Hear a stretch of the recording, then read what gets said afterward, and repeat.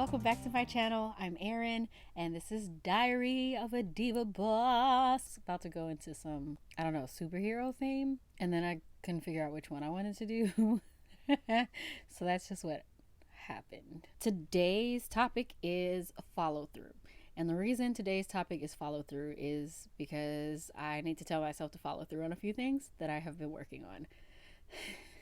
And follow through is hard. It takes so much self-discipline. So gonna tell you what I do to try to hold myself accountable and follow through. So one of my friends told me, she was like, I don't want to watch your last video, something about positivity, because I don't like that. And I was just like, positivity?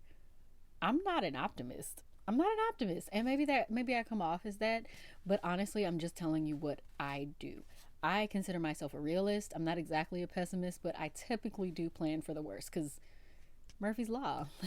I'm currently on plan DH of my life. You can go through and do the numbers and see how many times I've actually failed or changed direction to get positive quote tarot card readings with Erin. One thing you do not want me to do is do your tarot cards for you if you're into that. That's not a thing that I have a talent for. As I'm okay with the encouragement. Like, I can encourage you. Okay, so it doesn't exactly relate to me, but maybe it'll relate to somebody else. So this one says, I'm not goal oriented so much as we're gonna start that again. I'm not goal oriented so much as I'm constantly aware of what I'm passionate about, and I'm constantly updating the list. I like that, and I think that has to do with follow through. Constantly aware of what you're passionate about. So one of the things that I do personally is I have like these agendas. I've had an agenda for 2.5 years. So I don't consistently update that agenda, but I do look at the planning for at the beginning of the year, maybe mid-year, and I kind of review my goals. And I have actually crossed some stuff off the list. I've added things, and it's just because I have to update the things that I'm actually passionate about. There's things that I know I can do that I don't have the motivation to do those things because I'm not passionate about it. I guess I like to keep mentioning that coffee shop that I was working at. While I was there, the thing that I was most passionate about was shining really clear to them, to the point where they were like, I don't know how long you're going to stay here. There's absolutely no way you're going to be here a long time. And I was just like, well, that's rude. I mean, I like coffee. They were really just saying like, I see passion in your eyes when you talk about this. I can't see my eyes, obviously. In normal circumstances, when you're talking to somebody and they look like they're passionate about it, that's the thing that drives them. That's when they're just like, oh, I'm doing this thing. And I felt it. Somebody had asked me a question about the opera company, and I was like, I would love to talk about my opera company with you. How much time do I have? I felt myself getting so excited that I was going to stop being able to formulate words because my body was like, my opera company. I absolutely love seeing people talk about what they're passionate about. The joy on their face shows, and it just kind of makes me feel happy too. You know, I just kind of, feed off the atmosphere.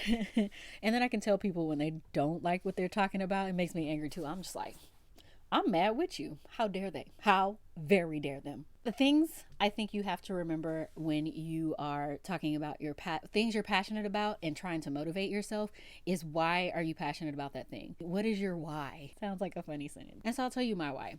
My first why, when I first got into education, was I needed something that I was good at that actually had a salary attached to it and benefits, because I had a young child. And so I needed to make sure that I could provide for him. That was my first why. Why did I stay in education? Well, I needed a salary. No, it's a little bit more complicated than that. I found out that I actually am good at it, and I don't mind doing it. And I do like getting to know people. If you have watched the road rage video, I apologize in advance because I definitely said I don't like people. And this is partially true.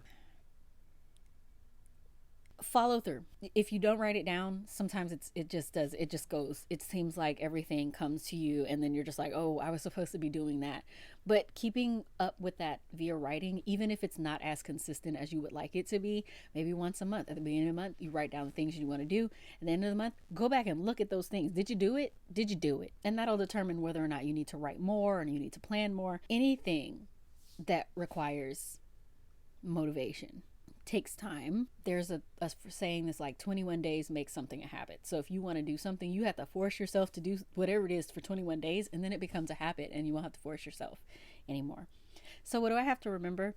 I have to remember that one, I'm human.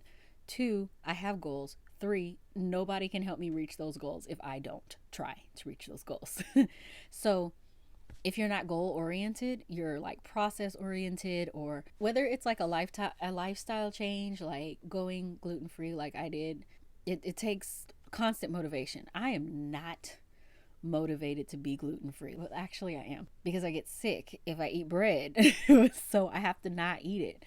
Did I have a mini bundt cake 2 days ago? I absolutely did eat that bundt cake, and it was good. I feel like it was worth it, but it wasn't, because later my stomach hurts. So like my motivation is I don't feel like being sick anymore. So I have to change that whole lifestyle. I found out I have an issue with dairy. I'm really, really upset about that. Like, my life was supposed to be at this point where, like, after work I come home and I have a nice sourdough slice of bread with some sort of spread. I don't care what kind of spread it is, with a glass of wine and some cheese and possibly something else that has protein in it. I don't know. Someday that dream is gone. It's gone. But I don't like being sick. So I have to come up with ways to make sure that I stay on track, that I follow through with my personal lifestyle change. If you start a new project, you have to follow through. Like, you can't just let things go. I just have to figure out how to keep myself going. And so what I did, I started this YouTube channel. I do write down my stuff that I want. The agenda I have actually helps me break that down. Short-term goals, long-term goals, and then like what's the craziest thing that I can think of that could happen this month. And so I write it that way. The other thing is this YouTube. All of you watching, you're my accountability buddies now. Thank you. And the other thing I do is make sure that the projects that I commit to are in line with what my passions are. I don't ever want to commit to a project that I'm just like, I'm just not feeling it. If I'm not feeling it, that shows through my planning. It shows through, it slows down the process. There were a few projects maybe a few years ago that I suggested and I really wanted to do it. It's something that I hope that I am able to do in the future, but it's not my passion. What you probably could benefit from is actually monthly visiting your goals. What are your short-term goals? What are your long-term goals? And what are your wildest dreams? And actually, I suggest doing it backwards. The planner I have goes in that order, and I always do it backwards. If you're a vision board person, you should do it. There are people who vision board that you can look them up, and they will actually teach you how to vision board, because they are all about it. My vision board, it's a mess. I'm going to show you this. Strong and beautiful style. I have this cute quote here. I don't even know where I got that. Don't forget where you came from, but never lose sight of where you're going. Hi, that goes with it. Style. I like sewing. I like keeping up with the latest fashion. And thanks to my friend Suzanne, who sent me these lovely evil eye earrings in brown. This quote: when you're dedicated to your craft, everyone sees it. So I put sewing. There it is. And then the piano. I'm not dedicated to piano. I'm working on. And then this one, I told my students, when you encounter roadblocks, don't change your goal. Only rethink the path to your goal. Don't give up. And that's the main thing with follow through. Follow through is not just what happens until you fail or until you reach it. It's everything that leads up to that point. For me, I like to look up articles that are most aligned with my goal. If you feel like you're not goal oriented, look at what you're passionate about and start doing things that are in line with that passion. There's no reason for you to feel like you're not like everybody else and you can't set goals. And yes, you can. If saying the word goal is a turn off to you, don't say it. If you're not goal oriented, and this quote speaks to you, it says, I'm not goal oriented so much as I'm constantly aware of what I'm passionate about, and I'm constantly updating lists. And that is by Greta Gerwig. Thank you for going through this with me today. Going through this. Thank you for suffering. Sorry. Well, thank you for watching today. Give me a like.